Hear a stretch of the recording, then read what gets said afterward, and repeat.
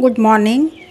সারা বছর সবুজ পাতা, কিন্তু শীত এলেই এগুলি পত্রমঞ্জরি দ্বারা থরে থরে সজ্জিত হয়ে রং পরিবর্তন করে আকর্ষণীয় আকার ধারণ করে। পয়েনসেতিয়া।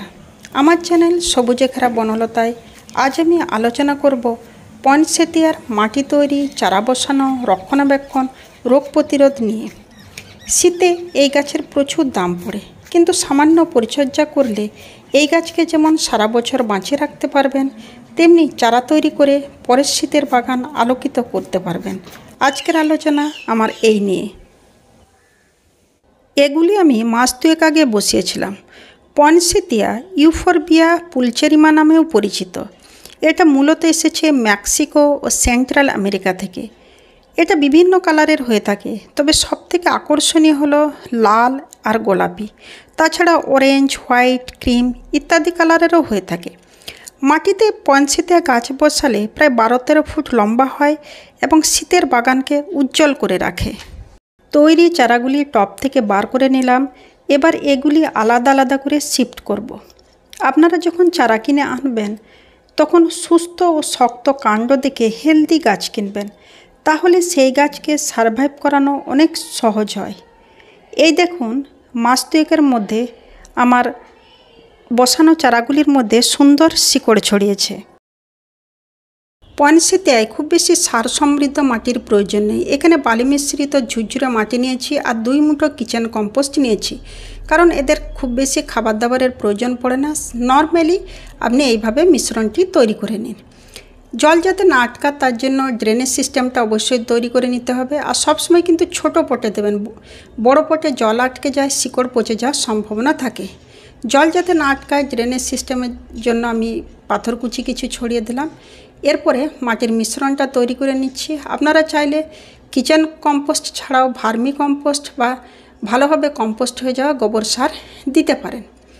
গাছ যখন কিনে নিয়ে আসবেন, মাটি যদি শক্ত দেখেন সেক্ষেত্রে কিন্তু মাটিটাকে একটু ফেলে দেবেন, আর যদি মাটি ঝুরঝুরে থাকে সেক্ষেত্রে কিন্তু পুরো মাটি সহ বসিয়ে দেবেন।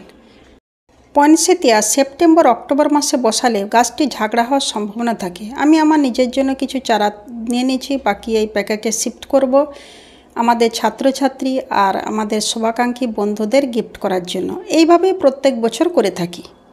এই গাছের কিন্তু খুব বেশি খাবার দাবার দেওয়ার প্রয়োজন পড়ে না। শিফট করার 10 দিন পরে সম্পূর্ণ রোদে বার করে দিন। তারপরে দেখবেন নভেম্বর মাসের দিকে পাতার কালার চেঞ্জ হতে থাকবে, পাতাগুলি ধীরে ধীরে সজ্জিত হতে থাকবে। ভিতরের অংশটা দেখতে পাচ্ছেন, ওটা কিন্তু ফুল, আর পাতাগুলি চারিদিকে সজ্জিত হতে থাকে। এটাই হচ্ছে এই গাছের সৌন্দর্য। তারপরে সম্পূর্ণ রোদে রেখে দিন। গাছ টবেই থাক বা মাটিতেই থাক, একটা সময় পরে গাছের প্রুনিংয়ের দরকার পড়ে। মোটামুটি ফেব্রুয়ারি-মার্চ মাসে যখন পাতাগুলো ফেড হয়ে যাবে, সেই সময় কিন্তু ডালপাল্লা ছেটে দেবেন, নতুন ডালপাল্লা গজাবে আর বর্ষাকালে গাছটি ঝাগড়া হয়ে উঠবে। অন্য সময় কোনো প্রকার খাবার দেবেন না। শুধুমাত্র নভেম্বর-ডিসেম্বর মাসে 2 মুঠো করে গোবর সার হোক, কিচেন কম্পোস্ট হোক বা ভার্মি কম্পোস্ট গাছের নিচে মাটি খুঁড়ে দিয়ে দেবেন। পয়েনসেতিয়া গাছে কিন্তু ফাঙ্গাসজনিত রোগ খুব বেশি হয়। বিশেষ করে বর্ষাকালে ফাঙ্গাস ছড়িয়ে গাছের গোড়া পচে যাওয়ার সম্ভাবনা থাকে। তাই মাটির মধ্যে অ্যান্টিফাঙ্গাস গুলিয়ে দেওয়া আর পাতার মধ্যে স্প্রে করার প্রয়োজন পড়ে। বাকি সময় কিন্তু এদেরকে খাবার দেবেন না। শুধুমাত্র শীতের সময় নভেম্বর এবং ডিসেম্বর মাসে 2 মাসে 2 মুঠো করে গোবর সার মাটির মধ্যে দিয়ে দেবেন, কারণ মাটির মধ্যে যে খাবার আছে এটাই ওদের যথেষ্ট সারা বছরের জন্য। অফ সিজনটা এদের কিন্তু একটু ছায়ার মধ্যে রাখলে ভালো হয়। বাকি সময় পুরো শীতটা কিন্তু এদেরকে রোদে রেখে দেবেন। এই গাছে হোয়াইট ফ্লাই বা সাদা মাছির অ্যাটাক দেখা যায়। এই দেখুন, নড়িয়ে দেখাচ্ছে, মনে হচ্ছে বোঝা যাচ্ছে কিনা জানি না। এরা পাতার নিচে বসে গাছের রস শোষণ করতে থাকে, গাছটাকে প্রায় মেরে ফেলার উপক্রম করে।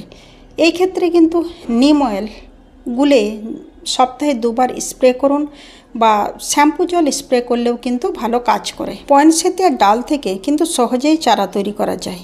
এগুলো আমি গত বছরের গাছ থেকে কেটে নিয়েছি। এরপরে দেখুন, পয়েনসেতিয়ার ডাল বসানোর জন্য যে মাটিটা দরকার, এরকম বালি মিশ্রিত ঝুরঝুরে একটু মাটি হতে হবে। এটাতে আমি অ্যান্টিফাঙ্গাসগুলা দিয়ে ভিজিয়ে নিয়েছি মাটিটা। এরপরে হালকা করে একটু কাটিং এডস লাগিয়ে নিন। তারপরে মাটিটা হালকা করে সরিয়ে দিন। দেখুন, আমি এইভাবেই কিন্তু কাটিংগুলো বসিয়েছি। কাটিং বসানোর জন্য আপনার 2-3টে পাপ কিন্তু দেখে নিতে হবে। এইখান থেকে কিন্তু শিকড়গুলো ছড়ায়। তারপর এইভাবে বসিয়ে দিন।